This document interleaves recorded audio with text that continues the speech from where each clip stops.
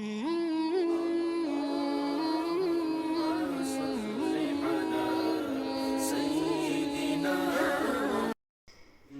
نبوی صلی اللہ علیہ وآلہ وسلم۔ رسول اللہ صلی اللہ علیہ وآلہ وسلم نے فرمایا، مجھے اللہ کی طرف سے حکم دیا گیا ہے کہ لوگوں سے جنگ کرو اس وقت تک کہ وہ اس بات کا اقرار کر لیں کہ اللہ کے سوا کوئی معبود نہیں ہے، اور یہ کہ محمد صلی اللہ علیہ وآلہ وسلم اللہ کے سچے رسول ہیں، اور نماز ادا کرنے لگیں اور زکوٰۃ دیں۔